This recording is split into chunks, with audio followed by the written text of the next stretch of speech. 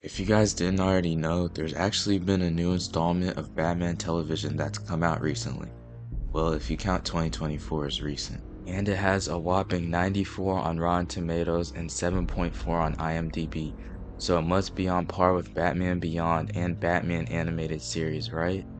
Right? Well, if you clicked on this video, you want to know the truth about this show. Is it good? Is it bad? Is it overhyped? Or is it underrated? Well, I hate to break it to you, but Batman Cape Crusaders is not a good show at all. To put it in perspective, it's probably one of the worst Batman shows ever made, but that's not really an insult considering most Batman shows are top tier. Well, the show is still not that good, and I'm genuinely shocked that it's getting a second season.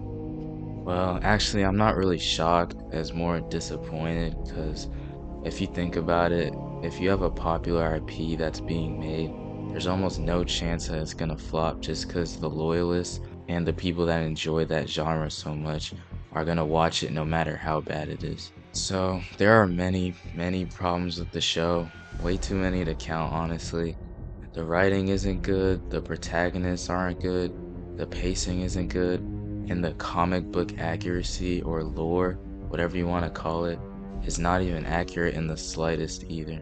The show is a prime example of a company taking a beloved franchise that many people love, repackaging it with their personal preferences, and leaving out all the soul of the original IPs. I don't know why I keep expecting new media with pre-existing IPs to be good, but I keep falling for the nostalgia bait, just like many of us who are more invested in the franchise. But anyway, the show is low quality and just not very good. And to really show you that in depth, I'll attempt to very briefly go over each episode. I might skip some though, since some of them are just so boring. And then I'll also stop to point out the various problematic things with the show throughout the video. So the first episode starts out in Gotham, obviously, with Batman fighting some low-level crooks and taking them with ease, as we all like to see. I have to admit it, this episode is actually pretty decent, which tricked me into thinking the rest of them were gonna be, unfortunately. But as I was saying, he takes out Penguin's henchmen, who are attacking the warehouse of this mob boss, whose name was Thorn, and I'm pretty sure Thorn and Penguin are beefing and are rivals, but it ends up not being relevant anyways. So the big bad that Batman has to put away this episode is the Penguin, who for some reason they decide to gender swap into a woman. We all know which types of people are behind this, and yes, it's annoying and dumb.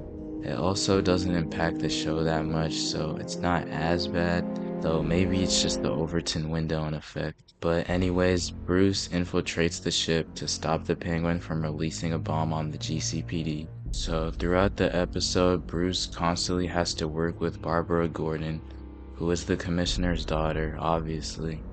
The funny thing is, they got race swapped from white to black, which could be viewed as ironic since they are both the main campaigners of the police force. But anyways, long story short, Batman stops the Penguin by beating her up, and he discusses what he learned about Thorn and the Penguin with Gordon. And in this show, Commissioner Gordon is a lot more gullible and naive, which will be more clear later on in the show. Alright, on to episode 2. This episode has some heavy black pill themes in it, which makes the episode unintentionally funny and interesting. It's basically the origin story of Clayface, so he wants to look better because he only gets villain acting roles because he's ugly. He tries chemicals to make himself look better, but they backfire and make him even uglier, and as a result his girl rejects him and leaves him. He then tries to take revenge on all the people that did him wrong throughout his acting career. This is where Batman comes in to stop Clayface, and he is constantly hounded by this fat woman police chief named Montoya. She is honestly just so annoying, and it's so dumb that a fat Hispanic woman, out of all the people in the police force, would be the leader of any dangerous investigation, especially in Gotham City. But the writers gave her plot armor for obvious reasons, so I guess she's just here to stay for season 1 and season 2 at this point. So yeah, Batman finds Clayface and gets into a fight with him, which he wins. And just as he's trying to leave, Montoya tries to threaten him at gunpoint with a gun, and she tries to arrest him, which is just annoying and makes her even more dislikable. But because it's Batman, he gets away anyways, and yeah, that's the end of episode 2. The premise for episode 3 is basically Catwoman and Batman going back and forth at each other. It was honestly pretty uneventful, but there was a couple things that I noticed about it.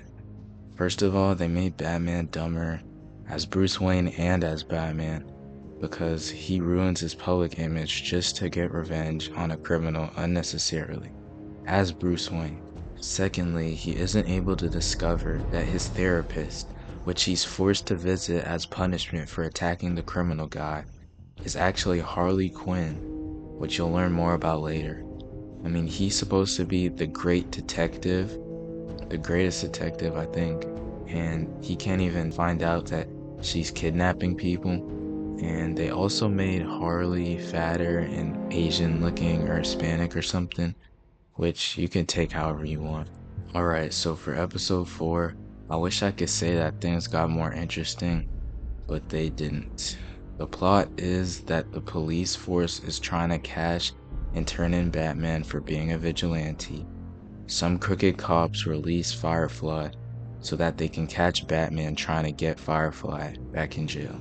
Montoya is the task force leader against Batman, which looks very goofy, and the therapy sessions between Dr. Quinzel, which is Harley Quinn by the way, and Bruce are very cringy.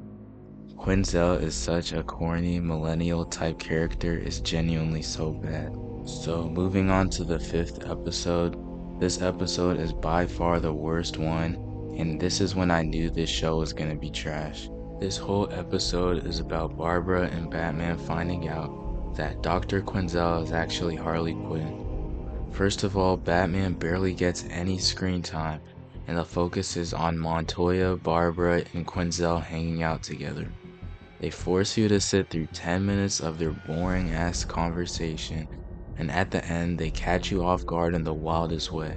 They show that Montoya and Quinzel kiss each other and have feelings for each other. Man, it's really crazy that the writers have this much audacity to retcon them both this hard into this extreme, but it's sadly the truth. Another huge problem with this episode is that they nerfed Batman's intelligence, power, and personality into the ground. When he gets jumped by Harley's peons, for example, he somehow gets knocked out and saved by Barbara Gordon, of all people. He is also super deadpan and gets ambushed and locked up by Harley, which would absolutely never happen if the show was lore accurate. They also turn Batman's personality into being a deadpan jerk, when in reality everyone knows that he's more likable and understanding. And even worse, Barbara is literally a Mary Sue in this show, because she can fight hand-to-hand combat, she can wield firearms, and she's a lawyer who also helps with police investigations. Did I mention she saves Batman from some common criminals? This episode was genuinely so bad, and there was even stuff that I didn't want to include to make this video super long, but you get the gist of it. Moving on from that, in episode 6, the story is basically about how Harvey goes from being a crooked politician who still tries to be honest from time to time to a full-on corrupt villain. They explore his character development, or more like character decline, from the first episode to the last, which is actually one of the few things they actually do well in this show. There's also, in episode 6 of course, there's a subplot with Batman trying to stop this horseback riding phantom, but it's mundane and unimportant, honestly. In episode 7, there's a bounty on Commissioner Gordon's life, so he narrowly avoids dying in an incident with a bounty hunter. And instead of getting security or going to a safe house or something like that, he wants to act like nothing ever happened and continue his work like he's invincible or something. Commissioner Gordon definitely is more stupid than normal in this show. For the most part, it's a normal plot where Batman finds the villain, whose name is Automatopoeia, and beats him in a fight as usual. And Barbara is able to fight hired assassins in hand-to-hand combat and win the battles, by the way.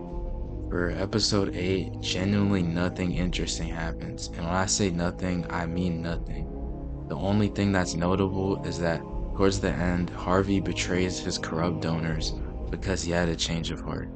Because of this, his donors hired someone to throw acid on his face, turning him into Two-Face officially. Episode 9 was the best episode, and I'll tell you exactly why. It followed how Two-Face tried to get revenge on the people that tried to blackmail him, namely the mob boss Thorn. It also shows the dynamic of Bruce trying to redeem Harvey and Batman trying to stop Two-Face from getting his revenge.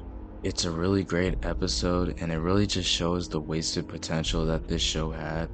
The atmosphere of the scene where Two-Face is fighting Thorn and Batman trying to intervene is genuinely amazing, but yeah, it's unfortunately short-lived. Episode 10 is the reminder that this show was never gonna be good, sadly.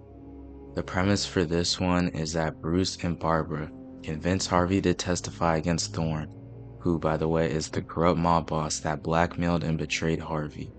They have to keep Harvey safe from Thorn's goons who are trying to kill him. It especially gets bad towards the end of the episode. Batman is fighting goons and gets bested by common criminals way too easily, and he gets saved by Gordon, which is just really unsatisfying and kind of immersion breaking. Montoya and Barbara are also flawless shooters and take out goons with ease, which is totally not immersion breaking, definitely not.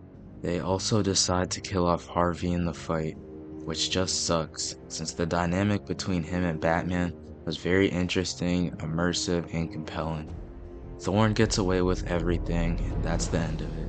They tease the Joker for season 2, but if you still care about this show after this video, you might be a little slow. In conclusion, this show was a money grab disguised as a genuine adaptation for Batman fans. The animation and music was genuinely so good, which made the fact that the writing and characters were so bad even more painful.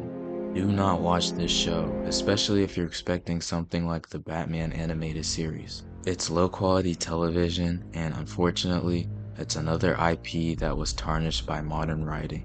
Alright, that's the end of the video. Thanks for watching, guys. Like and subscribe, and I'll see you guys next time.